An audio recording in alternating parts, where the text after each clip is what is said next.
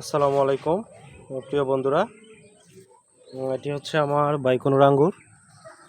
দেখেন প্রচণ্ড রোদে আঙ্গুরগুলো একবারে শুকিয়ে গেছে, ভিতরে কোনো রস নাই। দেখেন অবস্থা আঙ্গুরের, প্রচুর খারাপ অবস্থা। তারপরে যেদিকে আছে এদিকে শিলাবৃষ্টি অনেক নষ্ট করেছে।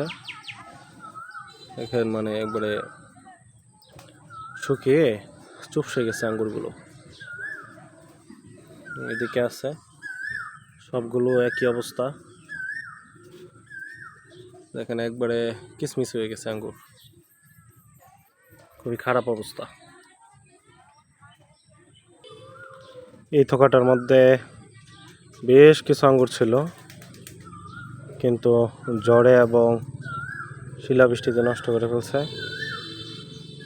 এটার মধ্যে কয়েকটা আঙ্গুরে কালার আসতেছে, আর বাকিগুলোর অবস্থা একেবারেই খারাপ।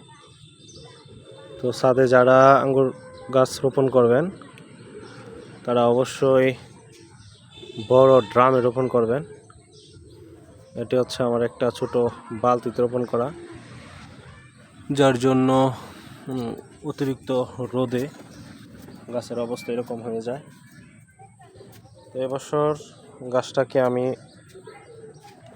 বড় বালতির মধ্যে রোপণ করব। খুবই খারাপ অবস্থা হয়েছে এবার, ফলগুলো একবারে শুকিয়ে গেছে।